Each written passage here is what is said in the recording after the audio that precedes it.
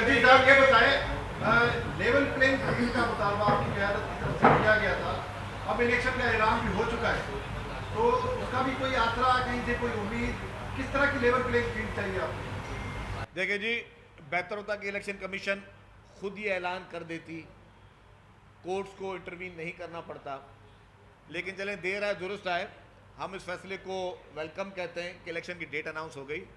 अब schedule announce होना चाहिए। जब शेड्यूल अनाउंस होगा तो जाहिर है हर पॉलिटिकल पार्टी कैंपेन करेगी, और मैं समझता हूं कि पीपल्स पार्टी ने ये वाहिद पार्टी थी पाकिस्तान की जिसने बड़ा स्ट्रॉन्ग स्टांस रखा था और बड़ा क्लियर स्टांस रखा था कि जी इलेक्शन टाइम पे होने चाहिए, कॉन्स्टिट्यूशन के दायरे में रखे होने चाहिए।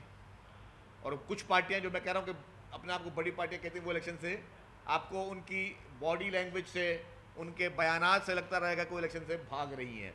तो पीपल्स पार्टी चाहती है इलेक्शन हो, और level playing field Peoples Party को, जैसे चेयरमैन साहब ने कहा कि हमें कभी भी पहले नहीं मिली, तो पीपल्स पार्टी ने हमेशा मुश्किल हालात में ही इलेक्शन देखी है, लेकिन अल्हम्दुलिल्लाह मैं नहीं समझता कि इस बार मुश्किल हालात होंगे।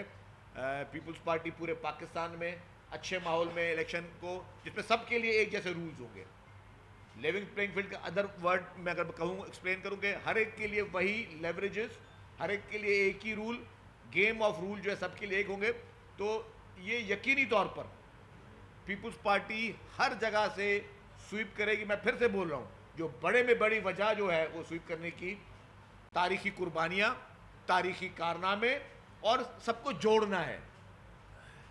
मुफाहमत का बादशाह आज भी मोहतरम आसिफ अली जरदारी साहब को समझा जाता है, वाहिद वो पॉलिटिकल लीडर, वो विजन रखने वाला जो सबको जोड़ सकता है, सबको एक मेज़ पे बिठा सकता है।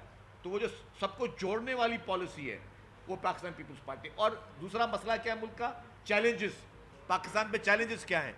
इस वक्त इकॉनमी के चैलेंजेस हैं, अंदरूनी ख़तरात हैं, बैरूनी ख़तरात हैं, एक्सट्रीमिज़म के ख़िलाफ़ बातचीत है।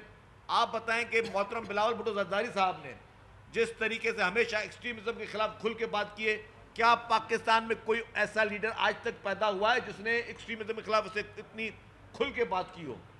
किसी लीडर ने नहीं की है। जो विजन इकॉनमी को बेहतर करने के लिए मोहतरम आसिफ अली जरदारी साहब के पास है, जो विजन सबको जोड़ने के लिए मोहतरम आसिफ अली जरदारी साहब के पास है, जो आज नौजवानों की उम्मीद मोहतरम बिलावल भुट्टो जरदारी साहब हैं, जो कि वाकई में नौजवान हैं, जो नौजवानों वाली सोच रखते हैं, और उस नौजवानी में वो सब नौजवानों को इकट्ठा कर सकते हैं, वो मोहतरम बिलावल भुट्टो जरदारी साहब हैं, जिनका विजन है, जिनके विजन से आज जो है सिंध में हेल्थ की के अंबार बन गए, NICVD के अंबार बन गए, चिल्ड्रन हॉस्पिटल के अंबार बन गए, इन्फेक्शन डिजीज हॉस्पिटल खुल गई, आपके गंबड़ में लिवर और लंग्स ट्रांसप्लांट हो रहे हैं, आपके कराची में कैंसर के हॉस्पिटल बन गए, साइबर नाइफ बन गए। ये सारा विजन मोहतरम बिलावल भुट्टो जरदारी साहब के ये विजन है, जिसपे एक सूबे में जहाँ पे पीपल्स पार्टी की हुकूमत थी, वहाँ हेल्थ सेक्टर में अल्हम्दुलिल्लाह सबसे बेस्ट है। हर शख्स यहाँ पे, आपके खैबर पख्तूनख्वा के, पंजाब के, बलूचिस्तान के जो लोग हैं वो आके इलाज करवा रहे हैं आके। तो ये लीडरशिप का विजन है, ये मोहतरम बिलावल भुट्टो जरदारी साहब का विजन है। तो मैं कह रहा हूँ यही विजन है जो पाकिस्तान को आगे चल के ले सकता है। बाकी नफरतें, तोड़ फोड़, बदमाशियाँ, 9 में जैसे घिनौने वाक़ियात, लोगों को भाई से भाई को लड़ाने की बातें, इदारों के खिलाफ साजिशें, मुल्क के खिलाफ साजिशें, ये जो भी पार्टी इस वक्त नफरत रखेगी, लोगों में नफरत पैदा करने की कोशिश करेगी, वो पार्टी नुकसान उठाएगी। फ़ायदा और आवाम को जोड़ने वाली बात जो पार्टी करेगी, जो उस मुल्क को तरक्की के लिए बात करेगी, वो पार्टी कामयाब